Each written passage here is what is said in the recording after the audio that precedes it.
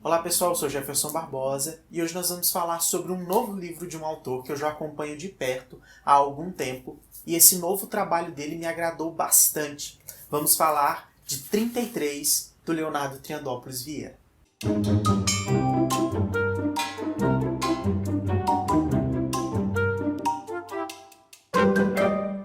Só para deixar claro, esse não é um publi editorial, o Leonardo não me pagou para falar do livro dele, até porque nós do Em Diálogo não trabalhamos com esse tipo de formato, nós não cobramos nem de grandes nem de pequenos escritores, nós lemos livros porque gostamos e falamos a verdade sobre eles, eles tendo sido bons ou não. O Leonardo Triandópolis Vieira é um escritor jovem, contemporâneo brasileiro, e sua obra mexe muito com o simbolismo e a nossa cultura.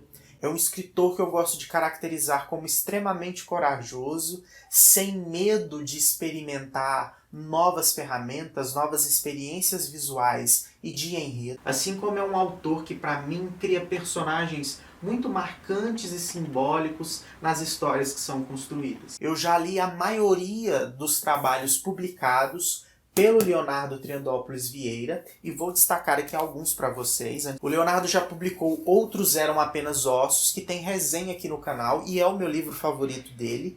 Ele me mandou a nova edição do Outros Eram Apenas Ossos, essa segunda também já está esgotada e ele está fazendo uma terceira edição no formato pocket, igual o trabalho aqui dos 33. E eu fico muito feliz de saber que já tem 2 edições esgotadas, porque é um livro extremamente incrível. Ele também já publicou Café pro Santo, Pedaços Humanos, que não tem resenha, mas tem um vídeo poema aqui no canal, Orgasmografia e Trabalho de Luto. Esses últimos 3 são livros de poesia. E isso é algo muito legal no Leonardo, porque ele mescla em seu trabalho, então, o romance com a poesia, e a gente tem muito dessa prosa poética no seu escrito. 33 é um romance que se passa em 33 capítulos, como o nome já enuncia, sobre um personagem principal um pouco ambíguo, que se define, como as próprias palavras do personagem, como sendo o que é, talvez homem, talvez mulher. E aí a gente já na primeira página do livro se debate com um personagem que tem essa briga interna, que parece não caber dentro de sua própria caixa torácica. E essas incertezas internas, frente a um mundo cada vez mais atroz, mexem muito com o nosso personagem principal. E já no primeiro parágrafo, eu me deparei com um dos melhores inícios de romances que eu já li, que inclusive vou compartilhar com vocês, e diz o seguinte, que é muito importante para entender o nosso personagem. Ninguém maldiz a borboleta por vir ao mundo como lagarta. Todas as primaveras são crianças do inverno. A maior fração do planeta é composta por água com gosto de lágrima. O gozo do sexo é sinônimo do grito algésico da parturiente. Lembranças e pensamentos perdidos no subsolo de um chão de sentenças mudas. Orações de um coração de carne que jamais aprendeu a escrever, mas que já não titubeia ao pedir favor análogo para a mente e a mão de um corpo canhoto. Pensamentos encafifados. Árdua tarefa esta, a de explorar a superfície do som. De maneira coerente, palavra oral, sexual. O sexo não é binário, é amálgama. Eu sou ou fui. Continuo sendo a retórica de um descompassado percurso narrativo. Eu sou o que sou, mulher, talvez homem. E eu achei importante trazer esse começo do livro aqui para vocês terem uma ideia de como o Leonardo escreve. Como eu já disse no início do vídeo, o Leonardo ele tem essa prosa poética muito cheia de simbolismos. E os símbolos são muito importantes na sua escrita.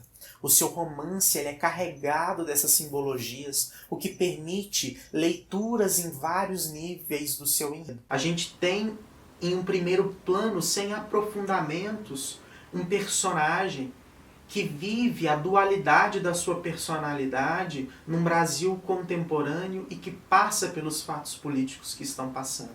Então o Leonardo ele acentua muito bem o Brasil moderno, o Brasil contemporâneo que estamos vivendo, com todas as adversidades políticas. Então ele insere muito bem esse personagem num contexto político cada vez mais desafiador para esse tipo de disputa interna que um personagem como esse poderia passar. Então a gente consegue se colocar no lugar desse personagem e sofrer as dores que ele sofre, seja as dores internas, seja as dores que ele sofre ao encarar o mundo. Dores que outro personagem com outras características não encararia. E aí o Leonardo, por escancarar as vísceras dos nossos preconceitos, nos coloca numa posição tão frágil de reconhecer a fragilidade do outro e a fragilidade dos nossos defeitos, dos nossos preconceitos. Eu acho muito importante um autor que dá tapa na cara. E para dar o tapa na cara, o Leonardo ele se livra da dita imparcialidade que certos autores dizem ter. Não há um ponto de vista imparcial. Todo ponto de vista é parcial, e aqui o Leonardo ele deixa isso muito bem claro. E a parcialidade aqui é colocar com linhas claras o seu ponto de vista e o seu posicionamento. E é isso que o faz um autor corajoso, por expor seus personagens e por se expor sem ter medo de ir à luta, sem ter medo de agradar ou desagradar um leitor que tem outros tipos de posicionamento. É de obras às claras que a gente precisa. É de autores às claras que precisamos. Nós não queremos mais pessoas escondidas atrás de máscaras, e isso o Leonardo faz muito bem. Como um livro imbuído de muitos simbolismos, ele então vai nos permitir várias outras camadas de leitura. O próprio 33, que dá título ao livro, no capítulo 17, é nos mostrado como um número muito simbólico. Seja a idade de Cristo, de Alexandre o Grande, o número atômico do arsênio, ou diversas outras características que também são atribuídas ao número 33, já carregam essa história em 33 partes com uma visão de simbolismo. Então, se você chegou até a metade do livro, ali no capítulo 17, em ordem decrescente, e ainda não prestou atenção que há vários simbolismos deixados ao longo da narrativa, no capítulo 37, o Leonardo te dá um puxão de tapete para que você abra os olhos para isso.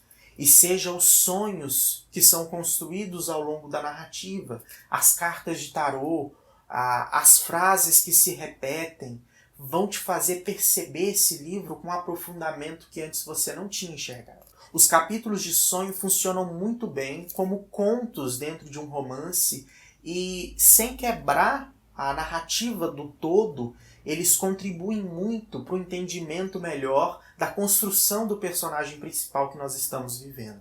33 não é um livro para todos, assim como nenhum livro o é. Mas por vir de cara limpa, ele vai fazer muito mais inimigos do que um livro que fica escondido atrás de alguns ideais imparciais. Se você tem problemas de aceitar a liberdade do próximo que vive ao seu lado, ou tem prazer pelo sofrimento da vida do outro, que passa dificuldades diferentes da sua, talvez você não esteja preparado para 33, pois ele vai te confrontar em todos esses aspectos. Agora, para todos aqueles que não têm medo de encarar os seus próprios problemas ou de enxergar o mundo e discutir temas contemporâneos extremamente importantes, 33 é um livro brasileiro, contemporâneo, que eu vim aqui indicar para vocês como a próxima leitura que você deve fazer esse ano. Dê uma chance para a literatura contemporânea, para os novos autores, e 33 é o tipo de literatura corajosa que a gente precisa ler e divulgar hoje em dia. Então é isso. Acompanhe o trabalho do Leonardo Triandópolis Vieira. Eu vou deixar o link na descrição para você ter acesso ao livro. São publicações independentes, então caso você tenha se interessado em ler algum dos livros do Leonardo Triandópolis Vieira, especialmente o 33, eu vou deixar aqui na descrição o link no qual você pode comprar e ajudar os novos escritores a divulgar o seu trabalho.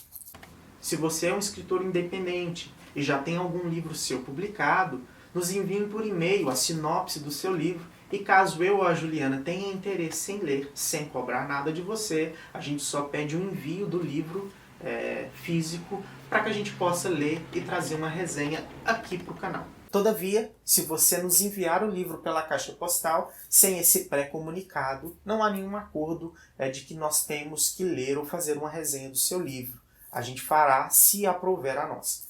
Então é isso, espero que você tenha gostado. compartilhe esse vídeo com seus amigos, não deixe de se inscrever no nosso canal para receber novos e próximos vídeos e viva a literatura brasileira!